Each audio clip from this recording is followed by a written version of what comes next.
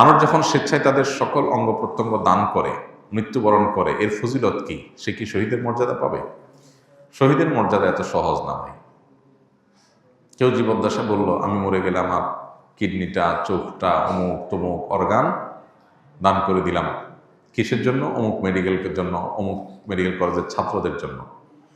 প্রথম কথা হলো, মেডিকেল কলেজের ছাত্রদের জন্য মানব দেহের কঙ্কাল, বিভিন্ন অঙ্গ প্রত্যঙ্গ নিয়ে পরীক্ষা নিরীক্ষা করা, মানুষ মারা যাওয়ার পর তাদের সে সমস্ত অঙ্গ প্রত্যঙ্গ নিয়ে পড়াশোনা করা, স্টাডি করা, এই কাজটাই জায়েজ নেই।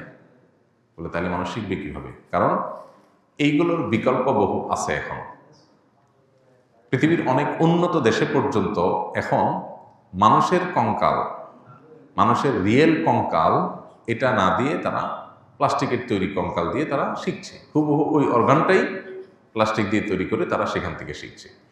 তো এরকম বিকল্প যদি থাকে তাহলে সেক্ষেত্রে বিনা প্রয়োজনে মানবদেহের এই কাটাছেঁড়া, মানবদেহের এই ব্যবহার ইসলাম নিষেধ করে। কেন?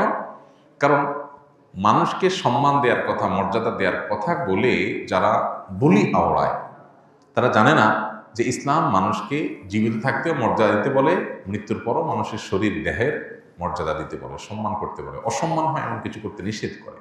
আল্লাহ বলেছেন ওয়ালাকাদ কাররামনা বানি আদম, আমি আদম সন্তানকে, মানুষ জাতিকে মর্যাদা দিয়েছি, সম্মানিত করেছি। এজন্য মানুষ মারা যাওয়ার পর তার শরীরটাকে ধুয়ে, গোসল করিয়ে, কাফনে কাপড়ে মুড়িয়ে সসম্মানে তাকে দাফন করতে হয়।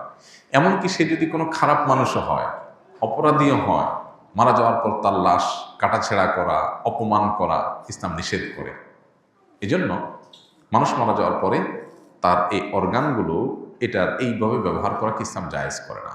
এখন কেউ যদি নির্দিষ্ট কোনো রোগীর জন্য দেন, যে অমুক রোগী তার কিডনি দরকার, তাহলে আমার মৃত্যুর পর যদি তিনি বেঁচে থাকেন, দরকার হয়, তাহলে কিডনির জন্য তাকে দেওয়া হয়, এটা জায়েজ আছে।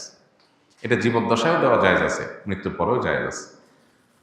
মূলত মানুষের শরীরের অঙ্গ প্রত্যঙ্গ, মানুষের শরীর দান করে যাওয়া মেডিকেল কলেজের জন্য, স্টুডেন্টদের জন্য, গবেষণার জন্য, এটা নাস্তিক্যবাদী চিন্তা থেকেই এই কালচারটার প্রচলন শুরু হয়েছে। যারা আখিরাতে বিশ্বাস করেন না, যারা বারজাখী জীবনকে বিশ্বাস করেন না, মনে করেন যে কবরের লাশটা লেখে থেকে লাভ কি, পচে যাবে, পোকামাকড় খাবে, তার চেয়ে উপকারে আসুক, এটা হলো বেশি ভালো সাজা। যারা আখিরাতকে বিশ্বাস করে না তাদের কাজ। ওই বিশ্বাস থেকে যদি হয় তাহলে তো ইমানই থাকবে না। কিন্তু যদি আখিরাতের প্রতি বিশ্বাস ঠিকই থাকে, কিন্তু মানুষের উপকারের জন্য কেউ দান করতে চায়, নির্দিষ্ট ব্যক্তির জন্য জায়েজ আছে। কিন্তু কোনো নির্দিষ্ট ব্যক্তির প্রয়োজন নাই, থোক দিয়ে গেল যে এটা কেউ ব্যবহার করুক, এটা জায়েজ নাই।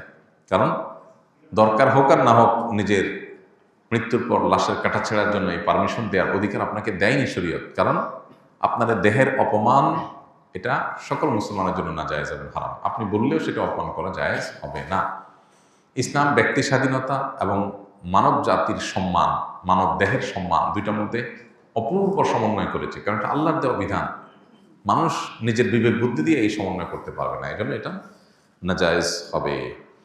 সালাত চলাকালীন সময় আমার মানিব্যাগ জুতা চুরি করে নিয়ে যাচ্ছে, আমি কি করব?